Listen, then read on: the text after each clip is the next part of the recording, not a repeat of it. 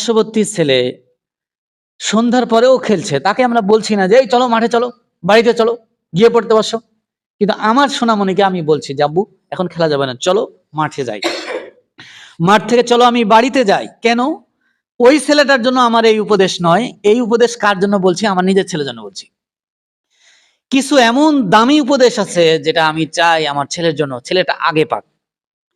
কোরআনুল কারীমের এরকম কিছু উপদেশ আছে যে উপদেশগুলো আল্লাহ রাব্বুল আলামিন শুধু ঈমানদারকে দিয়েছেন। সুবহানাল্লাহ।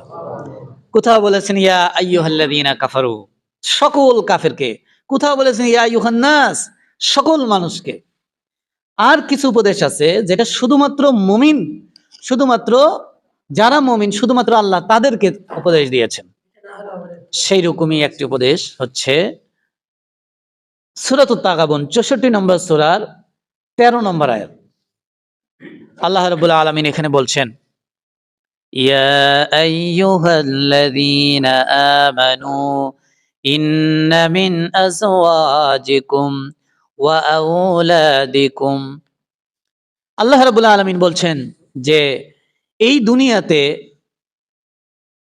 হে ঈমানদারগণ, ইন্না নিশ্চয়, মিন আজওয়াজিকুম ওয়া আওলাদিকুম নিশ্চয় তোমার স্ত্রী, নিশ্চয় তোমার সন্তান, আদুওয়াল লাকুম এগুলো তোমাদের শত্রু, এগুলো তোমাদের শত্রু। আল্লাহ এতটুক বলে থেমে গেলে চলতো, কিন্তু তিনি পরবর্তীতে কিভাবে বলছেন? পরবর্তীতে আল্লাহ রাব্বুল আলামিন বলছেন ফাহজারুহুম, এই শত্রু থেকে তুমি সতর্কতা অবলম্বন করো। আল্লাহ রাব্বুল আলামিনের কোরআনুল কারীমের এই আয়াতটি আমাদের মাঝে একেবারেই উল্টো মনে হচ্ছে, একেবারেই উল্টো। যে হুজুর আপনার অনুবাদে ভুল হয়নি তো? কোথাও আপনি ভুল করছেন না তো? বলেন কোন কথা? আমি যে স্ত্রীকে ছাড়া এক রাত ঘুমাতে পারি না, যাকে ছাড়া আমার ঘুমই ধরে না, আমি সুখে থাকলাম না দুঃখে থাকলাম সমাজের কারো কিচ্ছু যায় আসে না, কিন্তু আমাকে নিয়ে আমার স্ত্রী ভাবে, আর আল্লাহ আমার স্ত্রীকে শত্রু বলছেন? না না, ব্যাপারটা কেমন জানি মনে হচ্ছে। দেখেন আপনি আবার বলেন, আপনি অনুবাদ আবার ঠিকভাবে করেন। আদুওয়াল্লাকুম, শত্রু, এটাই অনুবাদ। আপনার মনে যাচ্ছে যে উল্টো, একেবারে উল্টো। আমি যখন জেলখানায় বন্দি আছি, আমাকে মানুষ পিঠে বেঁধে রেখেছে, কেউ আমার কাছে আসবে না। কে আমার কাছে আসবে? আমার ছেলে। আমার ছেলে যদি একবার জানতে পারে যে তোমার পিতাকে হাড়িয়াঘাট ওই মসজিদের সামনে বেঁধে রেখেছে, তখন আমার ছেলে উঠিতে পড়িতে করে দৌড়ে আমার কাছে চলে আসবে। এটাই বাস্তবতা। কি আমার কথা বুঝে আসে আপনাদের? আমার বিপদের, আমার দুর্দিনে কেউ না আসলে আমার সন্তান আসবে, এটা আমার দৃঢ় বিশ্বাস, এবং আসেও তাই, বাস্তবে আসেও তাই। আর আল্লাহ বলছেন আদুওয়াল্লাকুম। আরে কি আশ্চর্য কথা! এই পৃথিবীর তিনটা জিনিসকে আমার শত্রু মনে হচ্ছে কেন? আমার স্ত্রী আমার শত্রু, বুঝে আসলো না। আমার সন্তান আমার শত্রু, বুঝে আসলো না। আর একটাও আমার শত্রু, সেটা হচ্ছে আমার সম্পদ। Money is the second god, মানে দ্বিতীয় প্রভুকে সম্পদ। মানুষ একটা প্রচলিত কথা অনুযায়ী বলে, আমার বিপদের দিনে কেউ না থাকলে যদি আমার কাছে 10টা টাকা থাকে ভাই, তাহলে তো 2টা খেয়ে বাঁচতে পারবো। তা আমার সম্পদ আমার শত্রু, কি অবাক কাণ্ড! আল্লাহ রাব্বুল আলামিন কি বলতে চাচ্ছেন? তিনি বলছেন ফাহজারুহুম, সতর্কতা অবলম্বন করো, শত্রু থেকে সতর্কতা অবলম্বন করো। আরে আমি কি আমার ছেলের কাছ থেকে সতর্কতা অবলম্বন করব? আমি কি আমার স্ত্রীর কাছ থেকে সতর্কতা অবলম্বন করো? আল্লাহ বলছেন কি? আল্লাহ আসলে বলতে চাচ্ছেন কি? এই আয়াতটা যদি আমরা বুঝতে পারি, তাহলে কিয়ামতের ময়দানে অন্তত আসামির কাঠগড়ায় আমরা দাঁড়াবো না ইনশাআল্লাহ। এই আয়াতটা আমাদেরকে বুঝতে হবে যে আল্লাহ কেন শত্রু বানিয়ে দিচ্ছেন। সমাজের একেবারে উল্টো, সমাজের সাথে যায় না এই আয়াত, আমার সাথে যায় না, এই হাড়িয়ার ঘাট এই বাজারের এলাকার সাথে আয়াতটা যায় না, মিশে না, একদম উল্টো। 180 ডিগ্রিতে একদম উল্টে যাচ্ছে। আল্লাহ রাব্বুল আলামিনের হাবিব বলছেন ফাত্তাকুদ দুনিয়া ওয়াত্তাকুন নিসা, এই দুনিয়ার থেকে বেঁচে থাকো, স্ত্রী থেকে বেঁচে থাকো, এগুলো শত্রু, বেঁচে থাকো। আজ থেকে 20 বছর আগে কেউ একজন আপনার মাথায় বাড়ি দিতে চেয়েছে, কি ভাই এরকম গন্ডগোল হয় না? হয়, আপনাদের এলাকায় হয় যে এই তোকে দেখে নিব, তোকে মেরেই ফেলবো, এরকম হয়। রাগের মাথায় কেউ আপনার মাথায় বাড়ি দিতে এসেছে, 20 বছর পরে আজকে আপনি গভীর রাত্রে রাস্তা দিয়ে হেঁটে যাচ্ছেন, হেঁটে যাওয়ার সময় পিছন থেকে পায়ের শব্দ পেয়েছেন, দূর থেকে দেখা যায় না কার যেন পায়ের শব্দ পাচ্ছেন। আপনার মনে আশঙ্কা জাগলো, কিউরিওসিটি জাগলো, যে এটা সে নয় তো যে 20 বছর আগে আমার মাথা ফাটাতে চাইছিল, যে আমার ছেলেকে হত্যা করতে আসছিল, যে আমার বাড়িতে আগুন দিতে এসেছিল। এটা এটা এটা এটা কি ওর পায়ের আওয়াজ না? 20 বছরের আগের শত্রুকে আপনার স্মরণ হচ্ছে, কারণ ওটা আপনার শত্রু, এটা আপনি মনে প্রাণে বিশ্বাস করেছেন, তাই 20 বছরের শত্রুকে এখন মনে হচ্ছে। কিন্তু 20 বছরের শত্রু নয়, যে শত্রুর সাথে প্রতিদিন ঘুমাচ্ছেন এটাও আপনার শত্রু। এখন আপনারা বলছেন যে হুজুর তাহলে কি আমার স্ত্রীদেরকে কি হালুয়া পান্ডিতে পিঠা লম্বা বানিয়ে দেবো নাকি? আপনি বলতে যাচ্ছেন কি? আল্লাহ রাব্বুল আলামিন কোরআনুল কারীমের ভিতরে এই আয়াতটা যে সময়টা নাজিল করেন সেটা হচ্ছে রাসূলুল্লাহ সাল্লাল্লাহু আলাইহি সাল্লাম মদিনাতে হিজরত করে 13তম নববী বর্ষে চলে যাচ্ছেন। 3 দিন 3 রাত লাগলো মুহাম্মদ সাল্লাল্লাহু আলাইহি সাল্লামের মক্কা থেকে মদিনায় যেতে। মদিনাতে গিয়েছেন, কিছু সাহাবী তারাও বললেন যে আমরাও মদিনাতে চলে যাই। মদিনাতে গেলে আল্লাহ রাব্বুল আলামিনের অনেক আয়াত নাজিল হবে, আমরা সরাসরি আয়াতগুলো শুনবো, আমরা সরাসরি আয়াতগুলো আমল করব, তাহলে আমলের দিক দিয়ে আমরা এগিয়ে যাব। স্ত্রী বাধা হয়ে দাঁড়ালো, যে তুমি আমাকে রেখে চলে যাবে মদিনায় হিজরত করে, আমরা কিভাবে চলবো? ছেলে মেয়ের মুখের দিকে তাকিয়ে আর যেতে পারলো না, যে আমি যদি মদিনায় হিজরত করি আমার ছেলে মেয়ের কি হবে? যেতে পারলো না। আরে এখন খেজুর পেকে গেছে, খেজুর পাড়ার মৌসুম, এখন এই খেজুর রেখে আমি কিভাবে যাই? এই সম্পদ বাধা হয়ে দাঁড়ালো, সন্তান বাধা হয়ে দাঁড়ালো, স্ত্রী বাধা হয়ে দাঁড়ালো। তারা মক্কা থেকে মদিনাতে যেতে পারলো না। কিছু সংখ্যক সাহাবী ইচ্ছা আছে, যেতে পারলো না।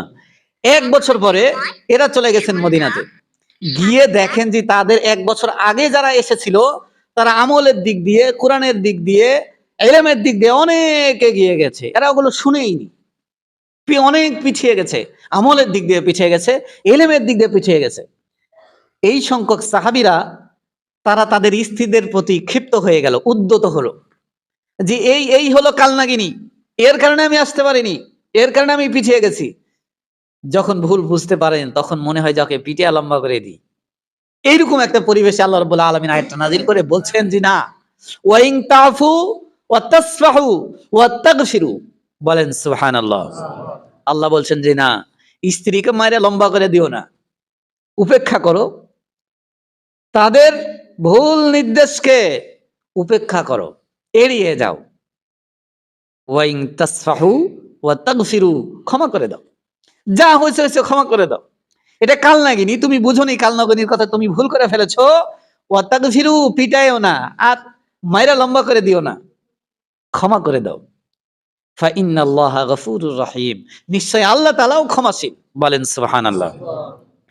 স্ত্রী আপনার কেমনে শত্রু হলো? স্ত্রী কেন আপনার শত্রু হলো? সন্তান কেন আপনার শত্রু হলো? সম্পদ কেন আপনার শত্রু হলো? কিভাবে হলো? এইটা যদি আমি আজকে আপনাদেরকে বুঝিয়ে ক্লিয়ার করে বলতে পারি, আশা করা যায় সূরা এই তাগাবুনের 64 নম্বর সূরার 14 নম্বর আয়াত আপনি পরিষ্কার হয়ে যাবেন ইনশাআল্লাহ। চলুন আমরা এই আয়াতটা বুঝার চেষ্টা করি। আল্লাহ রাব্বুল আলামিন বলছেন এই আয়াতের পরের আয়াতে বলছেন, 15 নম্বর আয়াতে বলছেন, ইন্নামা আমওয়ালুকুম ওয়া আওলাদুকুম ফিতনা, নিশ্চয় তোমার সন্তান, নিশ্চয় তোমার সম্পদ এগুলো পরীক্ষার বস্তু, এগুলো দিয়ে আমি পরীক্ষা করব। এসএসসি ইন্টার এক্সামিনেশনের সময় দেখেন ছাত্ররা বহুত কষ্ট করে গিয়ে দেখছে, কোশ্চেন দেখছে, লিখছে, এগুলো পরীক্ষা। ওর সাবজেক্টের বইগুলো পরীক্ষা, 10টা বই, এই 10টা বই তার পরীক্ষা। আর আল্লাহ রাব্বুল আলামিন বান্দার জন্য পরীক্ষা গোটা দুনিয়া মিলে দিয়েছে, তোমার সম্পদ, তোমার স্ত্রী আর তোমার সন্তান, এগুলো পরীক্ষা করবো আমি তোমাকে দিয়ে। সন্তান কিভাবে পরীক্ষার বস্তুতে পরিণত হয় চলুন আমি আপনাকে দেখিয়ে দিই। সম্মানিত হাজিরিন, সন্তান কিভাবে পরীক্ষার বস্তু হবে? সন্তান এত বেশি পাওয়ারফুল পরীক্ষার বস্তু যে আপনি ভাবেননি। এত বড় শত্রু, যে শত্রুর সামনে আপনি দাঁড়ানোর কোনো প্রস্তুতিই নেননি, অথচ শত্রুর সাথে জীবন কাটিয়ে দিলেন। এত বড় শত্রু, এত বড় পরীক্ষার বস্তু। এই সামনাসামনি শুধু পরীক্ষা না, অনেক দূর থেকে আপনি পরীক্ষার মধ্যে ফেলে যাবে, অনেক দূর থেকে। এখনো যারা দুনিয়াতে আসেনি তারা কোথায় আছেন? কোথায় আছেন বলেন? আল্লাহ রাব্বুল আলামিন সমস্ত রুহকে একদিনে তৈরি করেননি, একসাথে আদম আলাইহিস সালামের পৃষ্ঠদেশে হাত বুলিয়ে তার সমস্ত সন্তানকে বের করে বলেছিলেন আলাস্তু বিরাব্বিকুম ক্বালু বালা রব্বিনা, এই বলো আমি তোমাদের রব নই।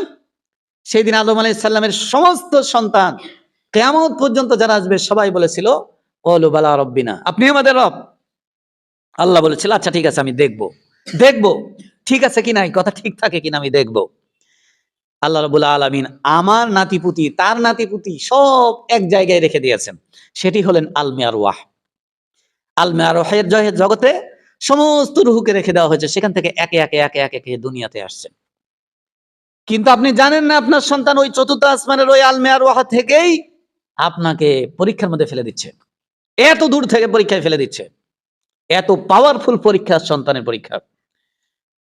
কেমন? আপনি সবেমাত্র বিবাহ করেছেন, স্বামী স্ত্রী পরামর্শ হচ্ছে যে এখন সন্তান নিতে হবে। কি নিতে হবে? সন্তান নিতে হবে। এখন স্ত্রী আপনাকে বলছে যে হ্যাঁ গো, তুমি এখন সন্তান নিয়ে খাওয়াবা কি খাওয়াবা তোমার সন্তানকে? সন্তান এখনো দুনিয়াতে আসেইনি, সন্তান এখন মাতৃগর্ভেই আসেনি, এখনই সন্তানের খাবার চিন্তায় আপনি ফিতনায় পড়ে গেছেন। স্ত্রী আপনাকে রিজিকের মালিক বানিয়ে দিল, রিজিকের মালিক আপনাকে বানিয়ে দিল যে আপনি কি খাওয়াবেন, আর আপনি কালনাগিনীকে না চিনতে পারার কারণে আপনি বলছেন যে হ্যাঁ রে তাই তো, কি খাওয়াবো আমি?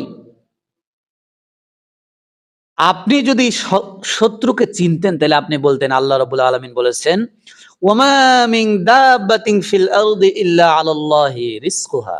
সুবহানাল্লাহ, সুবহানাল্লাহ। আরে মানুষ তো দূরে থাক, আসমান এবং জমিনে এমন কোন বিচরণশীল প্রাণী নাই যার রিজিকের দায়িত্ব আমার আল্লাহ গ্রহণ করেন নাই। সুবহানাল্লাহ।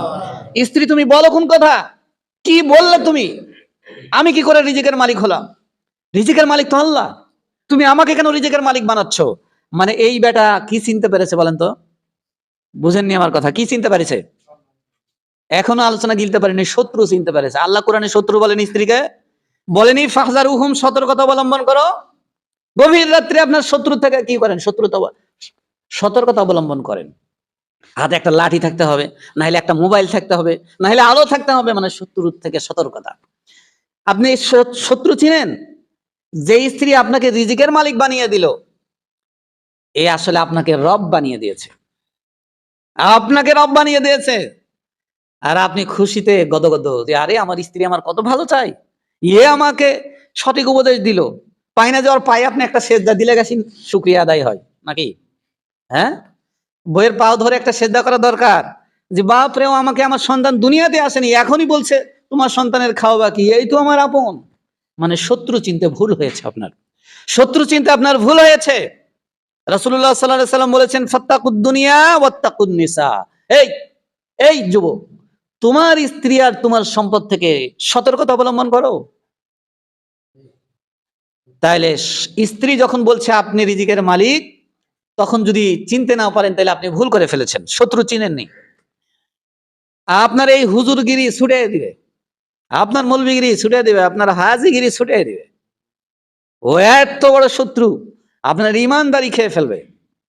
সম্মানিত বন্ধুগণ, এবার সন্তান মায়ের মাতৃগর্ভে চলে এসেছে।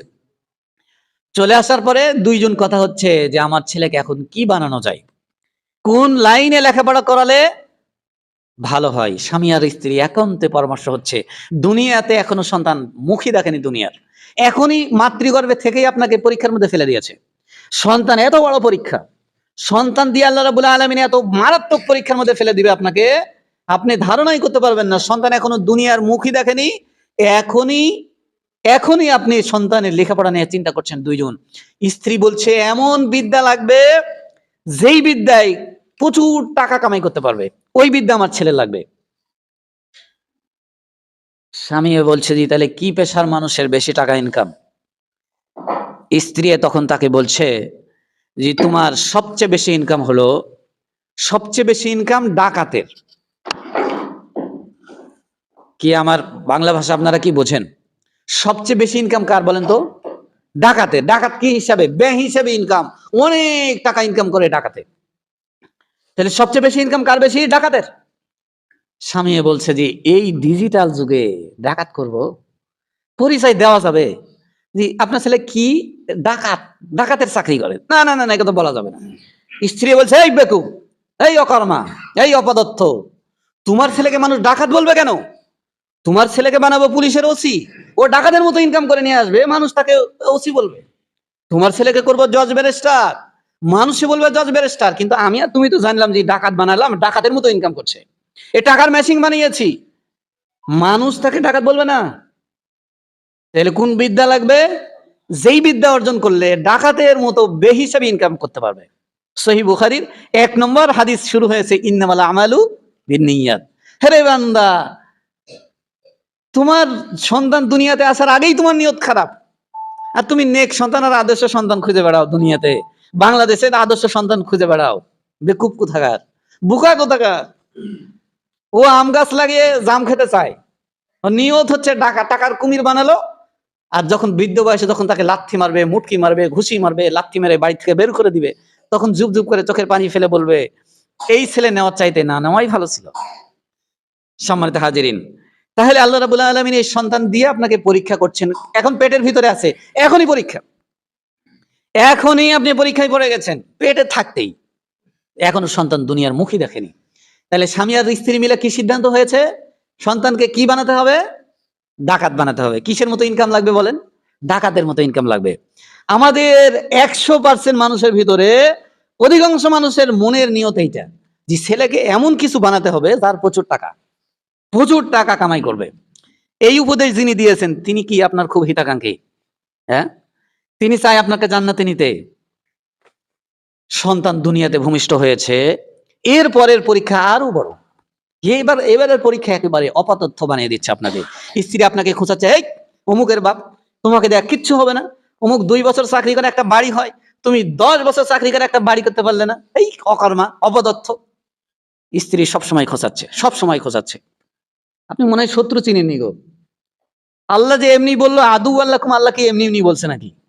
হ্যাঁ, আল্লাহ মানুষ তৈরি করেছে, আল্লাহ মানুষ সম্পর্কে জানেন না? জানেন বলেই তিনি বলছেন ফাহদারুহুম, বেটা তোমার শত্রু চিনো। ইন্না মিন আজওয়াজিকুম, আরে খালি মিন আজওয়াজিকুম দিলেই চলে, আরবি গ্রামাটিক্যাল যারা বোঝেন, খালি মিন আজওয়াজিকুম দিলেই চলে। আল্লাহ আগে ইন্না দিয়ে একবারে নিশ্চয় নিশ্চয় অবশ্যই অবশ্যই, আল্লাহ একবারে এই কথাকে একবারে পাওয়ারফুল করে বলছেন যে অবশ্যই অবশ্যই তোমার স্ত্রী তোমার শত্রু। যে স্ত্রী আপনাকে বলছে অপদত্থ, 2 বছর চাকরি করে একটা কিছু হয় না, 20 বছর চাকরি করে একটা এই হয় না, এ তাকদীরকে অবিশ্বাস করে। এই স্ত্রী কি অবিশ্বাস করে বলেন তো? তাকদীরকে অবিশ্বাস করে। তোমার স্বামীর কতটুকু আয় রোজগার এটা আল্লাহ নির্ধারণ করে। তোমার স্বামী দুনিয়াতে আসার আগেই আল্লাহ নির্ধারণ করেছে তোমার স্বামী কয় টাকা রোজগার করবে। এখন তাকে অপদার্থ বানালেই কি আর পদার্থ বানালেই কি? তখন স্বামীও একসময় চিন্তা করে যে হ্যাঁ, কি করলে আমি পদার্থ হতে পারবো? আই তোর কথাই আই, তুই বারবার বলছিস আমাকে দিয়ে কিচ্ছু হবে না, কিচ্ছু হবে না, তো কি করলে কিচ্ছু হবে বলতো? তো সেই হালাল রোজগারে বেশি আয় নাই, জোরে করে নিয়ে আসতে হবে। চুরি চামারি ছেঁচড়ামি বদমাইশি ভণ্ডামি আর যা কিছু আছে জোরে করে নিয়ে আসতে পারলে তখন স্ত্রী বলছে হ্যাঁ এইবার তুমি কাজের মতো কাজ করেছো, এইবার তুমি মদ্যের মতো মরদ। সম্মানিত ভাইয়ের আমার, যারা এখনো বিবাহ করেননি তারা আমার কথাই এখনো দুরাশার মধ্যে আছেন যে হুজুর আসলেই আসলেই, আর যারা বিবাহ করে হাড়ে হাড়ে টের পাইয়েছেন তারা চিন্তা করছেন হুজুর সূরা তাগাবুনের এই আয়াতটা একবারে আমার জন্য, একবারে আমার পরিবারের, একবারে আমার বইয়ের মতো আয়াতটা একেবারে মিল খেয়ে যাচ্ছে আমার বইয়ের সাথে। সম্মানিত হাজিরিন, এই আয়াতকে কেন্দ্র করে আল্লাহ রাসূল সাল্লাল্লাহু আলাইহি ওয়াসাল্লাম কি বলেছেন আমি বলবো, আয়াতটা আগে আপনাদের কাছে পরিবেশন করে নিই। সম্মানিত হাজিরিন, তাহলে আল্লাহ রাব্বুল আলামিন স্ত্রীকে শত্রু বানিয়ে দিয়েছে। শত্রু চিনতে হবে। যে স্ত্রী আপনাকে বলছে যে তুমি হারাম টাকা ইনকাম করো না, পরকালে হিসাব দিতে পারবে না, অমুকের 2 তলা বিল্ডিং দেখে তুমি চাতক পাখির মতো বিল্ডিং তাকায় দেখিও না, তোমার আল্লাহর সামনে একদিন দাঁড়াতে হবে। সুদ ঘুষ আর কিসের কি বলে যত ঋণ সমিতির সুদি কারবার, এগুলো থেকে দূরে থাকো। আল্লাহ যা দিয়েছে আলহামদুলিল্লাহ, আমি প্রতিদিন গোছ ভাত খেতে চাই না, আমার শাক ভাতই চলবে, কিন্তু আমাকে হালাল রোজগার দিও। তার মানে এই হলো আপনার হিতাকাঙ্ক্ষী, আপনার শত্রু নয়। আর যে সবসময় গুতাচ্ছে আপনাকে, সবসময় খোঁচাচ্ছে, এ আসলে আপনার স্ত্রী নয়, আপনার শত্রু। আল্লাহ রাব্বুল আলামিন ওকেই বলছেন যে এটা শত্রু, আদু আল্লাকুম, কেউ কেউ আপনার শত্রু। সম্মানিত হাজিরিন, সন্তান দুনিয়াতে এসেছে, আসার পরে এ আবার এমন মায়াই ছেলে দিয়েছে, এইবার আপনি চিন্তা করছেন যে সন্তানকে কি বানাবো, কি বানানো যায়, কি বানাতে হবে। আল্লাহ রাব্বুল আলামিন এই সন্তানকে কিভাবে গড়ে তুলবেন, কিভাবে কি করবেন, সব দায়িত্ব আল্লাহ পিতার উপরে ন্যস্ত করেছেন। আল্লাহ রাসূল সাল্লাল্লাহু আলাইহি ওয়াসাল্লাম সহিহ বুখারীতে 2 জায়গায় বলেছেন যে কুল্লু মাউলুদিন ইউলাদু আলাল ফিতরা, প্রতিটা সন্তান জন্মগ্রহণ করে ইসলামের ফিতরাতের উপরে। বলেন সুবহানাল্লাহ। ওই নরেন্দ্র মোদিও ইসলামের উপরে জন্মগ্রহণ করেছে, আরে জো বাইডেনও ইসলামের উপরে জন্মগ্রহণ করেছে, তসলিমা নাসরিনও ইসলামের উপরে জন্মগ্রহণ করেছে। কিন্তু তার বাবা, তার সমাজ, তার পরিবেশ তাকে খ্রিস্টান বানিয়ে দিয়েছে, তার পরিবার, তার সমাজ, তার বাবা তাকে হিন্দু বানিয়ে দিয়েছে। আচ্ছা, এটার একটা বাস্তব উদাহরণ দেখেন না এভাবে, যে পিতা যদি তরমুজ পার্টি করে তো সন্তানও দেখা দেখি কি পার্টি করে, কি পার্টি করে? তরমুজ পার্টি। পিতা যদি কলা পার্টি করে তো সন্তানও পিতার সাথে দেখে দেখে ওইও কি হয়ে যায়, কলা পার্টি হয়ে যায়। মানে পিতার অনুসরণ করে, পিতাকে অনুকরণ করে। আপনার ছোট্ট সোনামণি দেখেন, আপনি মসজিদে আসবেন, আপনার বাচ্চা পাস লাগে না, আব্বু আমিও যাব। আপনার টুপি তার মাথায় হয় না, ওই টুপি মাথার দেয় না। আপনি 1 সেজদা দিলে আপনার সন্তান 10 সেজদা দেয়। মানে ওও আপনার অনুকরণ করার চেষ্টা করে। ও যে আল্লাহকে চিনে এসেছে, ওরা আল্লাহকে ওই প্রতিশ্রুতি দিয়ে এসেছে, সে কারণে সে তার আল্লাহকে মানতে চায়। কিন্তু যখন একটু বড় হয় তখন আপনাদের দুষ্টামোর কারণে, আপনাদের নষ্টামির কারণে ও আল্লাহকে ভুলে যায়। আপনাদের লোভ, এই লোভের জিহ্বার বলি হয় আপনার সন্তান। আপনি যে সন্তান দুনিয়াতে আসার আগেই নিয়ত করে ফেলেছেন ডাকাত বানাবেন, সন্তান দুনিয়াতে আসার আগেই ডাকাত বানানোর নিয়ত করে ফেলেছেন, এখন আর আপনি চিন্তা করছেন যে না, কি আল্লাহ রাসূল সাল্লাল্লাহু আলাইহি ওয়াসাল্লাম বলেছে এটা দেখার দরকার নাই, দেখো কোন বিদ্যায় বেশি টাকা আছে। আল্লাহ রাব্বুল আলামিন এই জন্য বলছেন সূরাতুল মুনাফিকুনের 63 নম্বর সূরা 9 নম্বর আয়াতে, ইয়া আইয়ুহাল্লাযীনা আমানু লা তুলহিকুম আমওয়ালিকুম ওয়ালা আওলাদুকুম আন যিকরিল্লাহ। সুবহানাল্লাহ। হে হে মুমিনগণ, তোমরা সন্তান পায়া, বউ পায়া, সম্পদ পায়া আল্লাহকে ভুলে যাও না। আর আমাদের প্রধান সমস্যাই হচ্ছে আমরা এগুলান পাওয়া মাত্র আল্লাহকে ভুলে যাই। একেবারে উল্টো, একেবারে উল্টো। যেই পেয়েছি বউ ভুলে গেলাম, যেই পেয়েছি সন্তান ভুলে গেলাম, যেই পেয়েছি সম্পদ, তখন আর 1 ওয়াক্ত সালাত পড়ার সময় হয় না ভাই। মানে এগুলো আমার আল্লাহ থেকে আমাকে দূরে সরিয়ে দিচ্ছে। এগুলো দরকার, এগুলো অবশ্যই লাগবে, কিন্তু সতর্কতা লাগবে, সতর্কতা লাগবে। যদি সতর্কতা থাকে তাহলে আন যিকরিল্লাহ। আল্লাহ পরে বলছেন যে ওমাইয়া ফাল যালিকা ফাউলাইকা হুমুল খাসিরুন, যদি তুমি বউ পায় আমাকে ভুলে যাও, যদি তুমি ছেলে পায় আমাকে ভুলে যাও, যদি তুমি সম্পদ পায় আমাকে ভুলে যাও, ফাউলাইকা হুমুল খাসিরুন, তাহলে তুমি আখিরাতে ক্ষতিগ্রস্তদের অন্তর্ভুক্ত হবে। নাউযুবিল্লাহি মিন যালিক। সম্মানিত হাজিরিন, এই জন্য আমরা আমাদের সন্তানদেরকে এমন ভাবে গড়ে তুলতে চাই যে সন্তান পরকালে আমার জন্য কি হবে, জান্নাতে যাওয়ার উসিলা হবে, মাধ্যম হবে। এই সন্তান